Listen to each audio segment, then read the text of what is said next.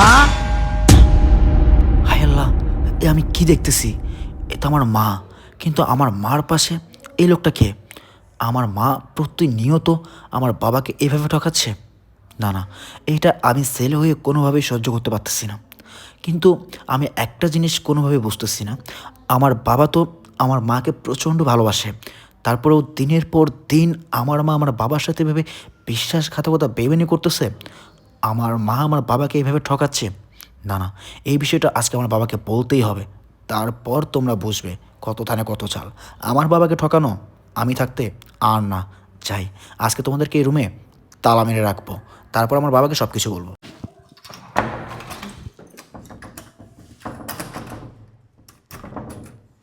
যাক, দরজা লাগিয়ে দিয়েছি। আমার বাবাকে আমি কতবার বলি যে বাবা, তুমি অফিসে চলে যাওয়ার পর মা অন্য একটা ছেলেকে নিয়ে তার বেডরুমে শুয়ে থাকে, কিন্তু বাবা তো আমার কথা আর বিশ্বাস করে না।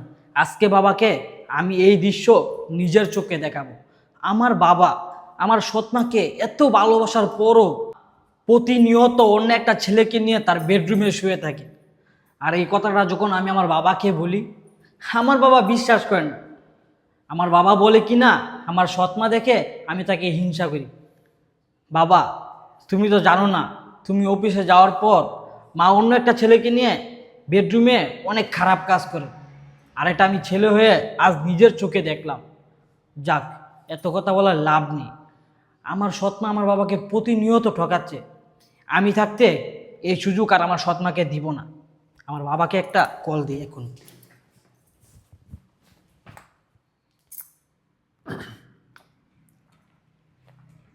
হ্যালো বাবা। হ্যাঁ বাবা, বল। বাবা, আপনি কোথায়? আমি তো অফিসে একটা মিটিং আছি। বাবা, আপনি তাড়াতাড়ি বাসায় আসেন। কি বলিস? এখন বাসায় যাব? আমার মিটিং ছেড়ে তো আমি বাসায় যেতে পারবো না বাবা। বাবা, আপনার মিটিং আপনি পরেও করতে পারবেন, আপনি তাড়াতাড়ি বাসায় আসেন। কি এমন কাজ যে আমাকে তাড়াতাড়ি যেতেই হবে? বাবা, মোবাইলে তো আর সব কিছু বলার কোনো দরকার নেই। আপনি বাসায় আসলে দেখতে পারবেন আপনার কি কাজ এটা। ওকে, ঠিক আছে, আমি মিটিংটা শেষ করে বাসায় আসতেছি। হ্যাঁ, ওকে, আচ্ছা, আপনি তাড়াতাড়ি আসেন। ওকে। আপনি অনেক খেলছেন, এবার যা খেলার আমি খেলবো।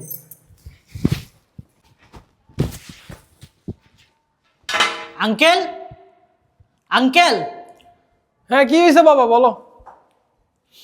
আচ্ছা আঙ্কেল, আমার মা যে অন্য একটা ছেলেকে নিয়ে তার বেডরুমে শুয়ে থাকে, সেই জিনিসটা কি আপনি কখনো লক্ষ্য করেননি? আপনি কেন আমার বাবাকে বলেন না? হ্যাঁ বাবা, তুমি যা বলেছো সবই আমি জানি। আমি অনেকবার ম্যাডামকে দেখেছি, বাইরে থেকে ছেলে এনে সে রুমে নিয়ে যায়। কিন্তু কি করব বলো, আমিও তো এবারে কাজের লোক। তোমার বাবাকে যদি আমি, মানে বড় সাহেবকে যদি আমি বলি এই কথা যে ম্যাডাম বাইরে থেকে একটা ছেলে এনে বেডরুমে নিয়ে যায়, বড় সাহেবরা এই কথা বললে জীবনেও আমার কথা বিশ্বাস করবে না। আমি তো কাজের লোক, আমি তোমাদের এখানে পেটের দায়ে কাজ করি। আমি যদি এই কথা বলি, আমাকে বড় সাহেব বিশ্বাস না করে ঘাড় ধাক্কা দিয়ে বের করে দিবে। এই জন্যই বড় সাহেবকে এইসব কথা বলিনি। আর আমি তোমাকেও বলতে চেয়েছিলাম, ভাবলাম তুমি কি না কি ভাববে, তাই তোমাকেও আর বলিনি। আর তুমি যখন এই কথাগুলো আজকে তুললে, তাই তোমাকে বললাম। দেখো বাবা, এখানে আমার কোনো দোষ নেই। আর আমি বুঝি না, বড় সাহেব ম্যাডামকে এত ভালোবাসে, তারপরও দিনের পর দিন ম্যাডাম বড় সাহেবকে ঠকাচ্ছে। আসলে বুঝি না ম্যাডাম কি থেকে কি করতে চাচ্ছে। থাক আঙ্কেল, আপনাকে আর কিছু বলতে হবে না। যা বলার আমিই বলবো না আমার বাবাকে। আপনি গিয়ে আপনার কাজ করেন। আচ্ছা বাবা, তাহলে আমি গেলাম।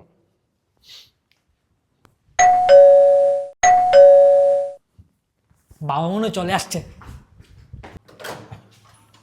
বাবা, আপনি আসছেন? হ্যাঁ রাজু, কি হয়েছে? এত ইমার্জেন্সি ভাবে তুই আমাকে ফোন দিলে, কি সমস্যা বল আমাকে। বাবা, আমি তো আপনাকে অনেকবার বলেছি যে আপনি অফিসে চলে যাওয়ার পর মা অন্য একটা পুরুষকে নিয়ে তার বেডরুমে শুয়ে থাকে, কিন্তু আপনি তো আমার কথা কখনো বিশ্বাস করেননি। বেয়াদব! এই তুই কি বললি? তুই কি বললি? ওই রে তোর মা, আর তোর মাকে নিয়ে আমার সামনে তুই নোংরা কথা বলতেছিস? তুই কি একবার ভাইবে দেখছস তুই কি বলতেছিস? এই হতে পারে সেটা তোর সৎ মা। আমি জানি তোর সৎ মা বিলে তুই বাসার থেকে বের করে দিতে চাস, তাই না? আমি কি বুঝি না? আমি সব কিছুই বুঝি। কারণ তুই যে কাজগুলো করিস না, হ্যাঁ, তুই যে বেদবিগুলো করিস না, তোর মা এগুলো দেখে, তোকে নিষেধ করে, তোকে ভালো করার কথা বলে। এই জন্যই তুই চাস তোর মাকে ঘাড় ধাক্কা দিয়ে না আমার বাসা থেকে বের করে দিতি। হ্যাঁ, তুই কি মনে করছিস আমি বুঝি না?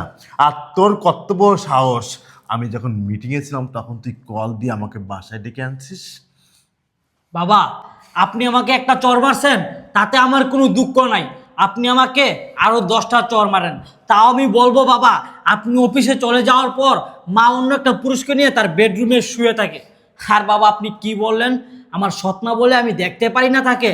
বাবা, আপনি কি ভুলে গেছেন সেই আগের দিনের কথা?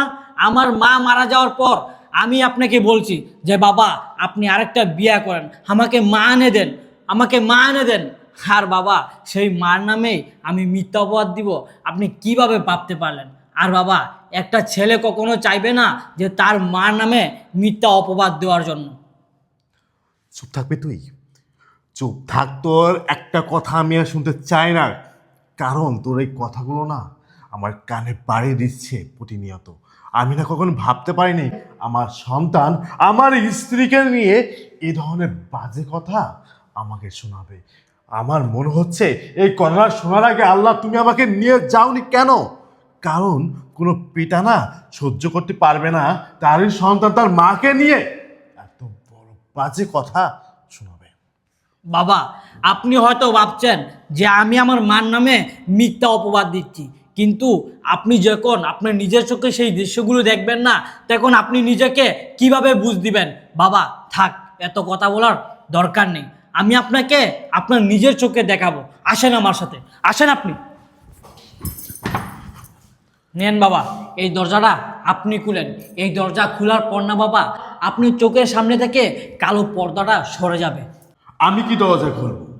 তুই যখন তোর মাকে নিয়ে এত কথা তুই আমাকে শোনাতে পারছিস, দরজাটা তুই খুলতে পারবি। তোর নিজ হাতে না তুই তো দরজাটা খোল, আমি দেখতে চাই তুই তোর নিজ চোখে কি দেখছিস। ঠিক আছে বাবা, আমি খুলছি দরজাটা। খোল।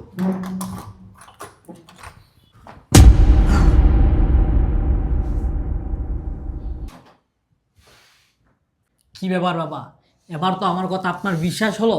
আমি যে আপনাকে এতবার বলেছি, আপনি তো আমার কথা কোনো পাত্তাই দিতেন না। আর আজকে আপনার নিজের চোখেই এই দৃশ্য দেখে, আজকে যদি আপনি আমার কথা পাত্তা দিতেন, তাহলে আজকে আপনার নিজের চোখে এই দৃশ্য আর দেখতে হতো না। হ্যাঁ মা,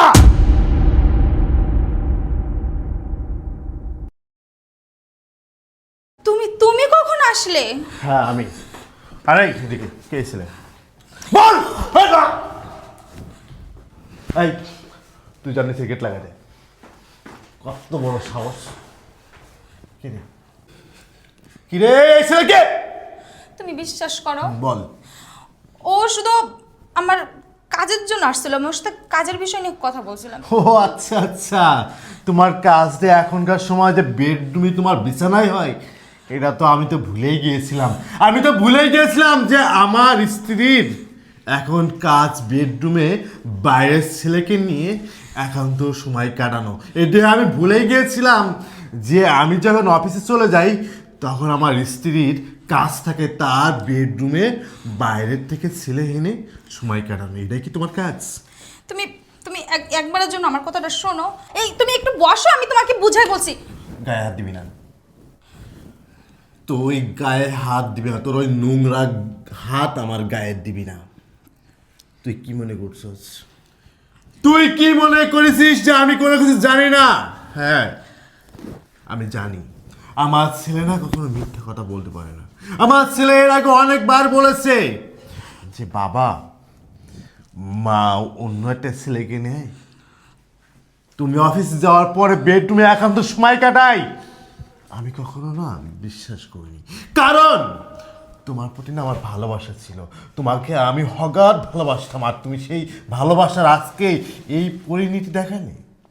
এই এই তোর কর্তব্য সাহস, তুমি তোর একবার শোনো আমার কথা, একবার গায়ে জাস্ট টাচ করবি না।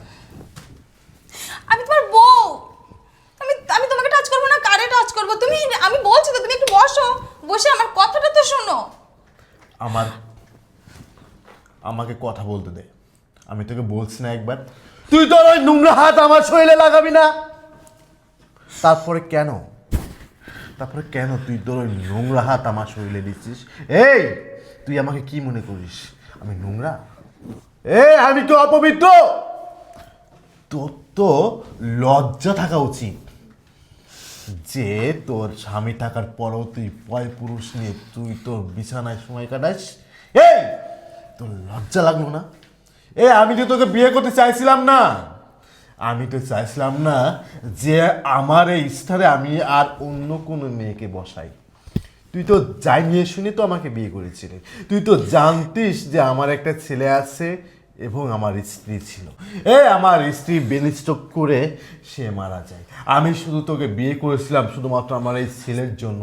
আমার এই ছেলের অনুরোধ করেছিল আমাকে তোকে বিয়ে করার জন্য, তাই আমি তোকে বিয়ে করেছিলাম। আর হ্যাঁ, বিয়ে করেছিলাম তোর বাবার মুখের দিকে তাকিয়ে তোকে আমি বিয়ে করেছিলাম। তুই একটা অসহায় পরিবারের মেয়ে তুই, আর সেই পরিবার থেকে তোকে বিয়ে করে এনে আমি আমার এই এত বড় ফ্ল্যাটে আমি জায়গা দিয়েছি। আর এই জায়গা পেয়ে তুই তোর অতীত ভুলে গিয়েছিস। আর এই জায়গা পেয়ে তুই তোর স্বামীকে দিন দুপুরে নিয়ে তো তুই এভাবে ঠকাচ্ছিস। এই মেয়ে, তোর তো বোঝা উচিত যে আমি হতে পারি আগে বিবাহিত একটা ছেলে, তারপরেও তোর মতো একটা মেয়েকে যে আমি বিয়ে করে যে আমার স্ত্রীর মর্যাদা তোকে দিয়েছি, এটাই তো অনেক বড় ছিল। আর তুই কি করলি? বাবু, মর্যাদা। বাবু একটা কথা শোনো, আমাকে এত কথা শোনায় না প্লিজ, আমার কথাটা তো শোনো। তুমি খালি খালি আমার সন্দেহ করতেছো। ওই মানুষটা তুমি জিজ্ঞেস করে দেখো ও কি জন্য আসছিল, কি কারণে আসছিল। ওর সাথে আমার কোনো খারাপ সম্পর্ক নেই, তুমি বিশ্বাস করো। আমি তোমার পায়ে ধরি, তুমি বিশ্বাস করো। আমার একটা কথা শোনো, তুমি খালি খালি আমার সন্দেহ করতেছো কেন বলো? চুপ, তুই কোনো কথা বলবি না। তোর জায়গা না আমার পায়েও নাই। তোরে কি আমি কোনো ভালোবাসা কমতি দিয়েছিলাম রে? তোরেও তো আমি তো ভালোবাসতাম। তোকে তো আমি কোনো অংশে ভালোবাসা কমতি রাখি নাই। আমি কি তোকে ভালোবাসতাম না? আমি তোরে কি ভালোবাসতাম না? আমি তোকে ভালোবাসতাম। আর সেই ভালোবাসাটা না তুই না 1 সেকেন্ডে সেটা নষ্ট করে দিয়েছিস।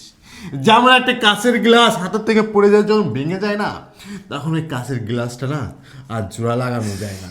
আর তেমনটা না আমার জীবনটা এখন তুই আবারও ভেঙে দিলি।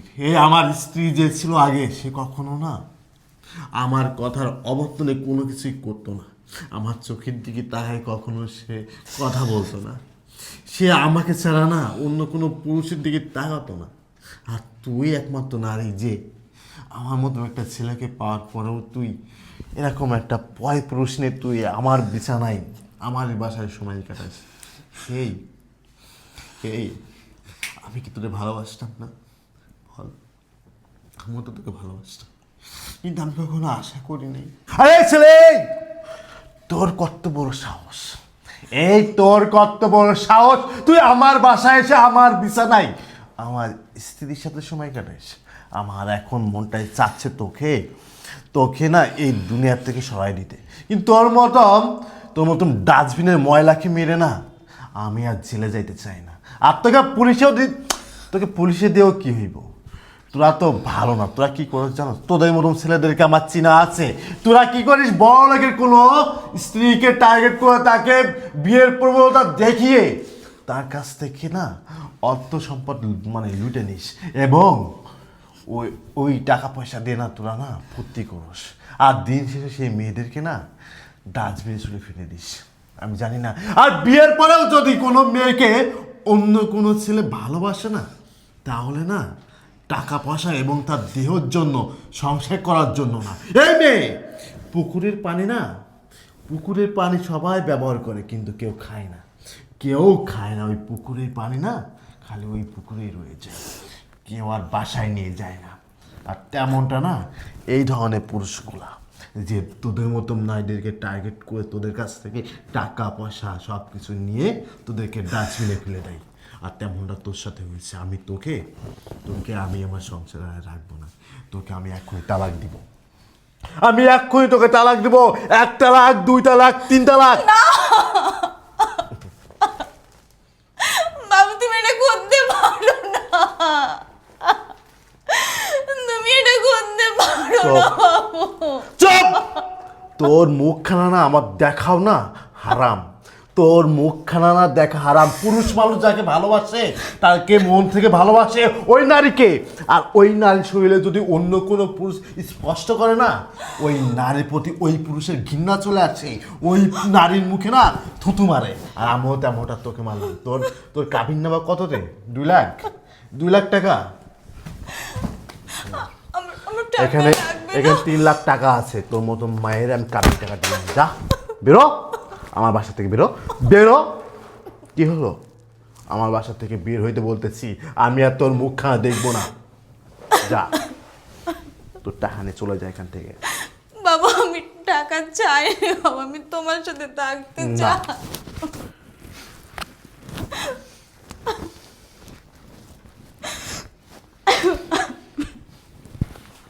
তোমার মতো মেয়েকে দিয়ে না সংসার হয় না। যে নারী ঘরে পুরুষ থাকার পরে অন্য পুরুষ নিয়ে বিছানায় সময় কাটায়, সে নারী দিয়ে কখনো সংসার হয় না। সে নারী না ডাস্টবিনের নোংরা।